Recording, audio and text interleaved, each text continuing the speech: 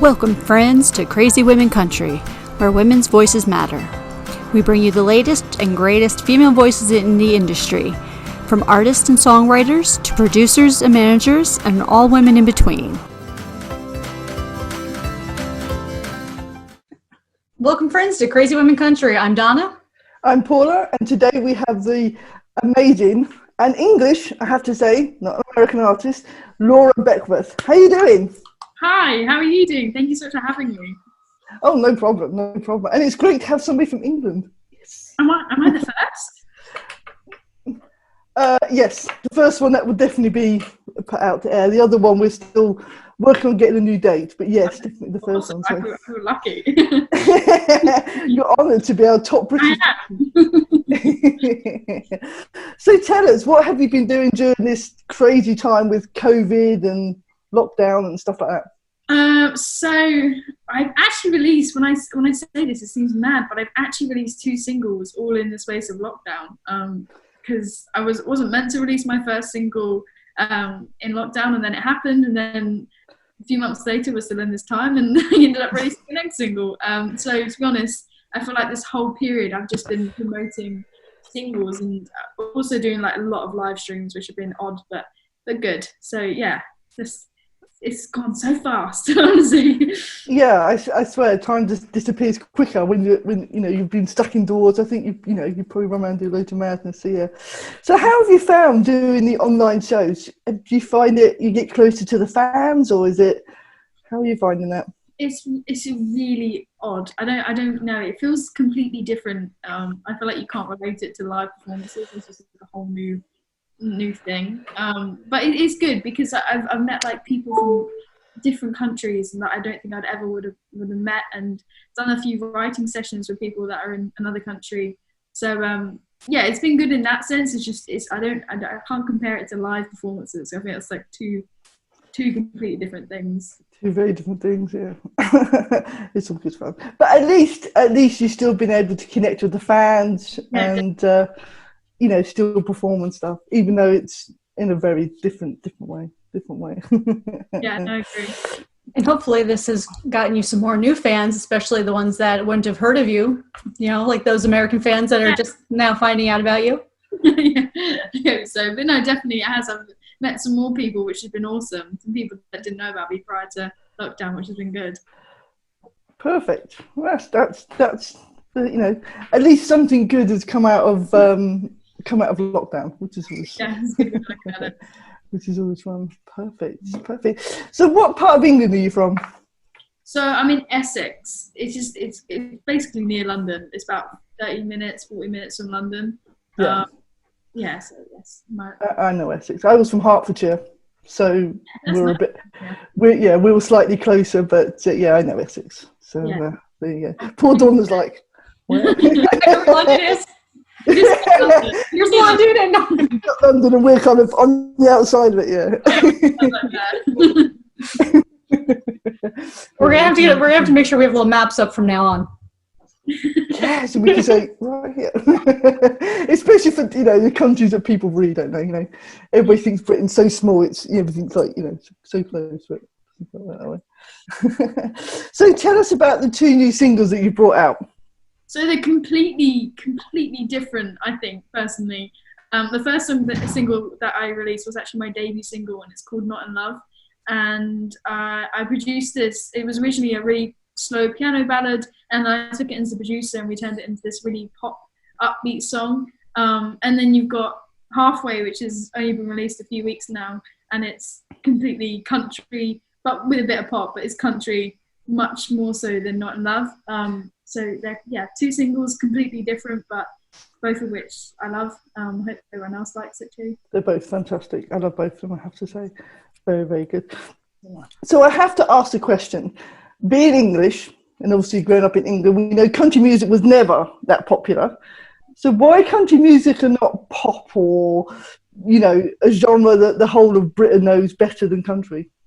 Yeah, honestly, I've been this question. I've been trying to find the true answer, and I think this is it. But it's gonna be a laughing joke. But growing up, I used to watch so much Hannah Montana, and I literally wait for the laughing. But honestly, I grew up watching Hannah Montana. I didn't realize until like now how much it has affected me in a good way. But it's just songs that I've learned, and I just think Hannah Montana has been a massive input. And also I have a strong background in musical theatre, so it's a lot of storytelling, a lot of things like that. So I think country music kind of comes into play with that. Yeah. That's cool. I love it. Hannah Montana. I never thought. I don't think anyone ever said that apart from me. No. We had High School Musical the other day. That was a new one. Yes, I must admit. High School Musical for one of the answers to the quick question. So that was different. So yeah, I must admit we're probably sitting here thinking, I was really old when that came out. I wasn't a teenager then. High School Musical was the best. That was the best. I loved it. I've watched all three of them. They're fantastic. You have to laugh. Well, this leads into the first area here of who is one of your inspirations, one of your sheroes that you look up to, that obviously besides Hannah Montana, what made you want to do music? That's such a good question. Honestly, I've literally just I can't express how much my interest in music and genres is so varied. My dad is he doesn't like me saying this because it's a hobby, but my dad is a drummer, and so I grew up listening to like pure music, as in those singing, just pure instrumentals. So I've listened to that, and then I listened to like Adele and Ed Sheeran, and then I personally listen to like Kelsey Ballerini now and Ingrid Andress. So honestly, I can't pick like one person because it's just so many people. But right now, I'm obsessed with people like Kelsey Ballerini, people that are really bringing pop into the country scene. Yeah, that's the best answer I could give you. That's perfect. No worries. So if you could talk to anyone, dead or alive, who would it be and why?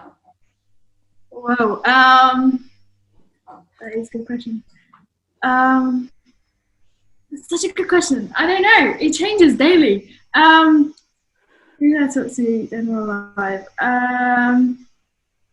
To be honest, I would love to talk to Ed Sheeran. I know that's like completely different like genre and everything, but he's such a down-to-earth guy, and I think all his music is just so pure.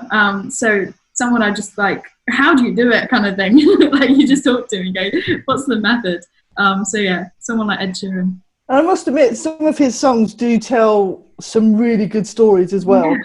Like Castle on the Hill is one of them. It's like a whole story about his childhood, and I think that's kind of country. Yeah, and Nancy Mulligan, that's another one. Yeah, that's got a whole story of the war and meeting the nurse and getting, you know what I mean? That was just. That's a deep song when you look at it. Yeah. And those could cross over without too much problem there. Yeah, sure. They did it quite easily. Yeah, it's perfect. I like Ed Sheeran, I must admit. I did see him live, and that was like one person to be standing on a stage and entertain such mass amount of people. You just go, how are you doing? That's amazing. It's just incredible to see. It is amazing. And the single acts of even, I mean, I saw Pink, but she puts on this whole completely different show compared to someone like Ed Sheeran. I think, yeah. You know, I mean, she puts on this whole live, you know, acrobatic. Yeah, it's a whole completely different experience to, you know, probably an act like Ed Sheeran, who literally just uses his music to take the fans away. So yeah, exactly. Yeah, you know, it's you know, it's a talent for both of them to still be able to, and especially Pink. I mean, she hangs upside down and still sings. It's like, I can't even sing standing up. You're not flying around like this. Thank you of her doing that, and the preparation and things that she does. It's just like, that's going to end awfully. Like, honestly, she does this incredible things, but it could just go drastically wrong. Because she's a real performer, and that's not against anybody else, you know, in any genre, but she really does put on this amazing spectacle of a show. Visual, everything's covered when it comes to. I saw her at V-Fest in Chelmsford. There's this festival, and I saw her there, and even in a little stage, it was just amazing. Yeah, she knows how to put on stage. I went to Germany and saw her at a football stadium, and it was literally sold out. You know, roof open, and it was just. And she's just like, it's like, how do you do that? So yeah, it's definitely impressive. I have to admit, I haven't been to see Pink yet, but it reminds me of the Madonna concerts where it is all this big show, and yeah, from what I hear. So yeah. Never seen Madonna live. I mean, that must have been that's another one. You go, that's the bucket list. Yeah, especially back in her heyday when it was literally, you know what I mean? I mean, she got banned from countries because of her show. So, you know, that is the way to make an impression. It's one way to be. Yeah, it's one way to show the world. Look at me. I love it. Well, if you could thank anyone for their support for what you're doing now, who would you thank? You can pick more than one person. So this is going to sound super cringe, but it's the honest answer. Honestly, this isn't sound cringy, but my mum, and it's honestly, I don't have like many. I've got a small group of friends, and all of which at the moment have gone off to uni. So when I go to gigs and stuff, my mum is just like the one person that I brought along that comes, and she's just my biggest supporter. It sounds cringy, but it is honestly true. She's there. So my mum. that is awesome. That is really awesome. Yes, mom should be the fan club, moderator and everything. Yes. It's horrendous. She's like, yeah, it's good. She's like, great. Mums are the best. They're always there to build you up, no matter what. You could be the worst show ever. That was amazing. There's no one there. She's like, that was the best performance.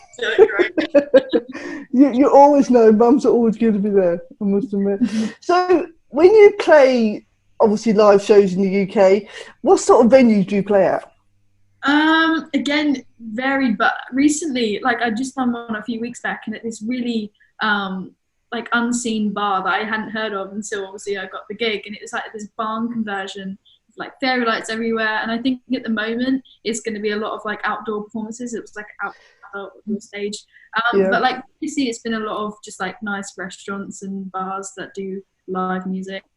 But hopefully, because I like performing outside, I think that's awesome. So that might change. Bit cold, but it's fun. Yeah. British weather's not always the best. When you're playing guitar and you've got cold hands, you're like, this is not going to end well. You've got your mum stood there with an umbrella. You're not going to get wet. I can see it. Yeah. Don't worry, you'll be fine. I love it.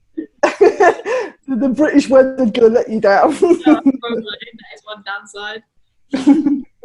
I love it. Fantastic. So, the quick fire questions. Okay. First thing that comes to your mind. Okay, they're not that difficult. They're just some fun questions for your fans to get to know. Some things that they may never ask. So it's just fun. Okay, so early bird or night owl? Early bird. Beach or countryside? Beach. Favourite season? Summer. Biggest fear? Biggest fear. Oh my god. Spiders. I hate spiders. Yeah. There's quite a few people that hate spiders. Favourite holiday? Skiing. Going skiing. The best. Cool. Favourite drink? Gin and tonic. Good old G&T. I love it. Nothing wrong with gin and tonic, that's for sure. If you were a musical, what musical would you be? Oh my god. That's such a good question. I think Mamma Mia. Something like Mamma Mia, just like happy, just like everybody does it. Everybody sings along. Yay! If you were a film genre, what film genre would you be? I hope to say comedy. I just hope that it's a bit of a laugh. I hope. That's cool. I love that. That's perfect. If you were a Disney character, what character would you be? Ooh, That's such a good question. I don't know. I feel like Cinderella, like something like that. You know, just like getting dressed up and going to a ball. I like getting dressed up. Like, you know, when you make an event out of something, you get dressed up and. Just any event. Okay, good. Any event. That's like a cup or something. I love it. If you were a mythical creature, what creature would you be? Mythical creature. Probably like my favorite film is Twilight, so I'd probably say like a vampire, like lives forever, like eternity. That's cool. I love that. That's a different answer to most. I like that. That's cool. Probably no one has probably ever said that. No, that's the first one. The first vampire we've got.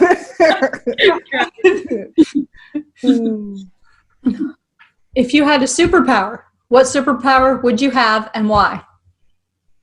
So either between seeing the future or reading minds. I'm not sure if I'd like to read people's minds, but it's kind of like intrigue.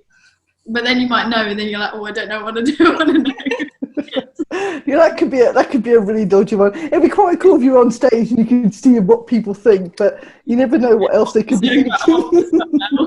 No, I don't want to hear that one. That could be horrible though too. Yeah, it could be anyone that had stage fright, you'd be like, yeah, no, this is not good. I can end that. That could be quite funny. Okay, so now the most important question there is. Drum roll. It would be a drum roll, but I haven't got one. Who is your favourite Crazy Women Country host? I can't. You're both amazing. She actually thought as the first person was like, I can't do it. I love it. That question is just hilarious because everybody's like, no, hello. Like, that person's not liked. I am not answering that question. Oh, that's fantastic. I love it. So when's your next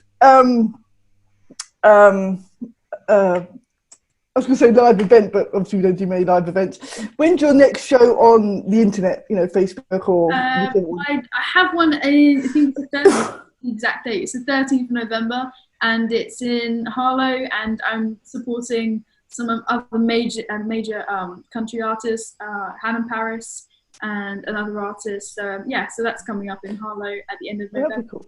So looking forward to that. Hopefully more gigs, more live music will be happening. That'll be good. Good. Roll on 2021. Hopefully that will bring on some more. And hopefully that gig's indoors because it'll be freezing. Yeah, it is. You'll be sitting there with gloves trying to play. Only artists to be performing outside. Oh, yeah, just to be able to get the crowd in. There's certain limits I can do with. It'll be those like fingerless gloves, you know, the ones you got little tops on. And you can take them off so you can play the guitar and then put them back on again when you're doing something else. Yeah, that'd be quite funny. I love it. Fantastic. That are definitely best in those outdoor heaters. They're like the propane ones, you know. That's the Fireplaces, yeah. Just take it with you to every show. This is my little heater. They actually have one in the last performance I was in. They actually put a heater in during the mid-performance, and I was like, oh, thank you. They put it right behind me, and I was actually like sweating at one point. That's a good thing. It's sitting there going, I can't play. That must be awful trying to play. I mean, when I was learning to play the guitar, it was horrendous on my poor fingers. And trying to play it when they're cold, it must be like... Honestly, I've done it a few times, and it's the worst. And you just literally can't play.